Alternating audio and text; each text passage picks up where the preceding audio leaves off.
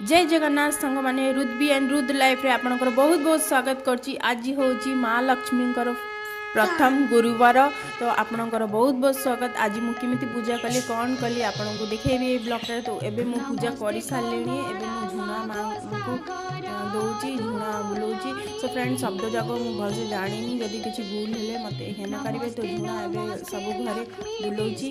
तो पूजा तो मु करि सारची। अब एठी मु बहुत ही बढ़िया बढ़िया मुरुज पकेइथिली आपन देखे सारची। केमिति लागिला मते कमेंट करी कहिबे। तो मु एप्पल पूजा करथिली। एबे बाबू उठी सारिलानी से घंटी नेकी जय जय करूची।